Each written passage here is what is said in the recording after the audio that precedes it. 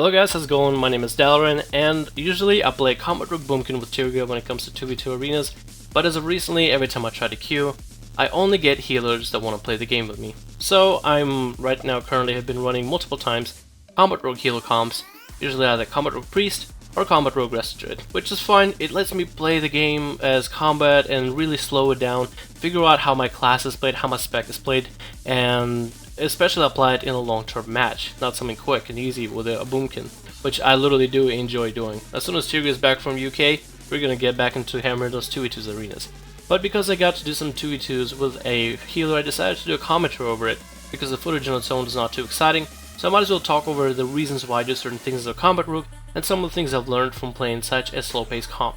The first matchup we have is me and my Druid versus a Frost Mage Enhancement Shaman. The Enhancement Shaman is actually a gladiator, as seen by his mount. That is a glad mount. It is either a prideful glad, or primal glad, or simply gladiator, but he got awarded the mount for being gladiator at least. That is what we know. I'm going to start with Shadow Reflection, Nerve Strike, and Killing Spree early actually, because I have so much pressure early on. I do not want to be CC'd back to back by the mage, so I'm taking time to Killing Spree now, while I can get the damage out.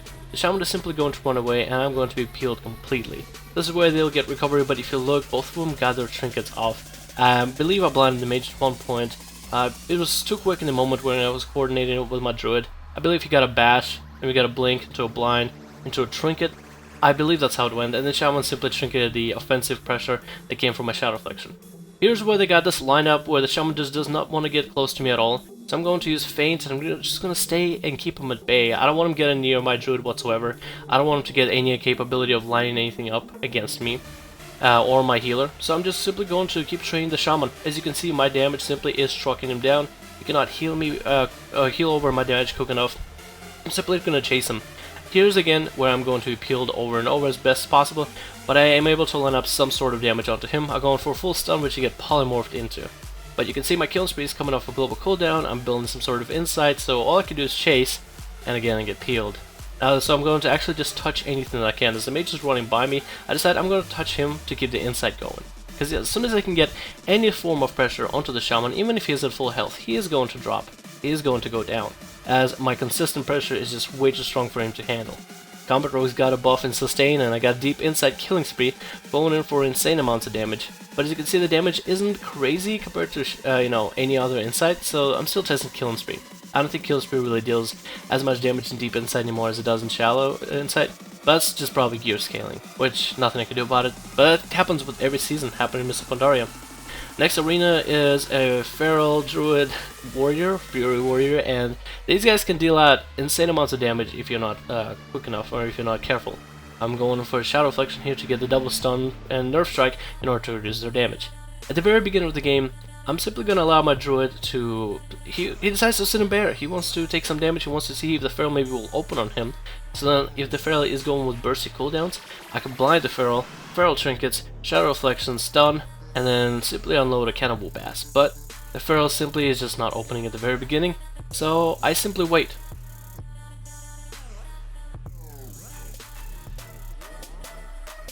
After much waiting, I tell Marissa Druid, hey, I think I'm just gonna go open up on him. I'm gonna dish out as much damage to the warrior, and I'm going to CC the Druid.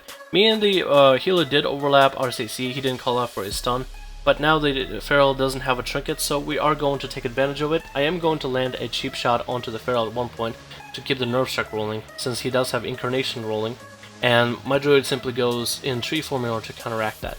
I'm going for as much damage as possible, green inside Killing Spree, just to see how much pressure I can dish out, since I am testing out Killing Spree still.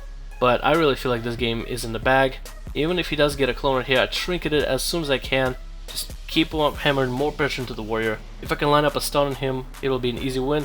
The Feral gets cloned again, and it's really game. This match was a little bit easier, but we just weren't aware what could happen if a Feral and the Warrior both open up together, since Fury Warriors and Feral Druids still deal a lot more damage. But all we had to do is just land a Nerve Strike and counteract it with Tree Form, and since they did decide to sit on my Druid.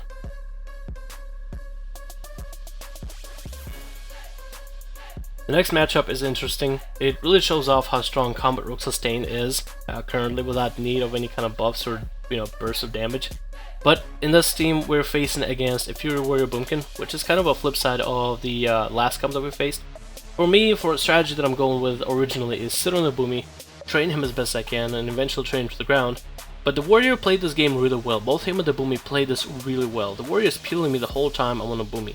Every time I'm on the Boomy, Boomy's getting insta-procs, and they're just simply trying to line up some sort of CC either onto me to hit my Druid, which doesn't really work out best for them, or they're trying to line up all this insta-cast, CC, and abilities onto me, and while CCing my healer. So I'll go in for a killing spree once I know their stuns are both down. Both of them don't have a trinket at the moment, but the Boomy is trying to get his back after cutting me. Here I go in for some damage, and I kind of wish I didn't trinket earlier. So this is something I would tell you guys, just don't trinket for the most part as you can if you're playing with a healer.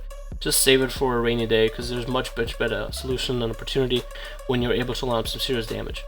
Here I'm just going back to build and sustain. They canceled out my burst already twice from peeling me, and now I'm going back to sustain. But as you can see, I decided to swap onto the Warrior. I go in Shadow Flexion, go road cheap shot the Boomy, so then Shadow Flexion will do the same thing afterwards. And I'm simply building sustain damage onto the Warrior. I get a slice and dice up, I score a stun onto him, I'm sinking my Sinister Strikes into him, and you'll see he's literally starting to keel over as I'm pumping sustain damage into him. No burst, no nothing. And without any cross CC onto the Boomy either.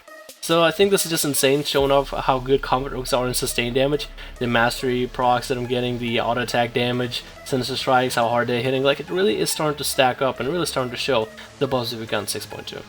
Here's another moment where these guys completely nullify my burst. I almost have my insight, I'm trying to run over to these guys, and I actually get stunned, knocked back by the Warrior, and rooted, and my insight completely falls off.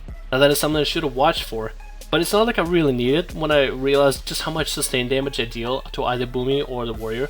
These guys got some burst now, so I'm going to stun the Boomkin in order to get Nerf Strike rolling on him, to ease off the pressure for my Resto Druid, who counters his incarnation with his own incarnation, and I'm back to sitting on the Warrior. I'm going to just save my killing spree to the best as I can to make sure I can get a full killing spree, hoping he doesn't have a stun. I gouge the Boomy again to give a little more pressure appeal onto my my Resto Druid, and simply I just keep hammering more and more damage into the Warrior.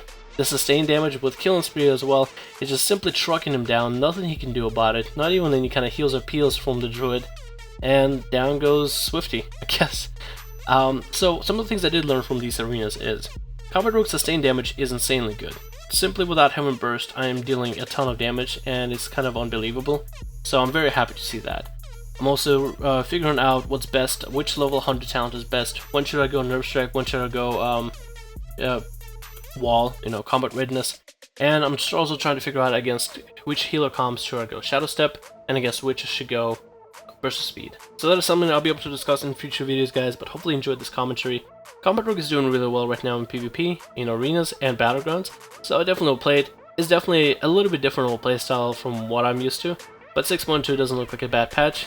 Looks like we're still strong, and I might just be able to show you guys some Freeze games where we did pretty well in those games. Hopefully you guys enjoyed this video. My name is Dalaran, and I'll see you guys in the next one.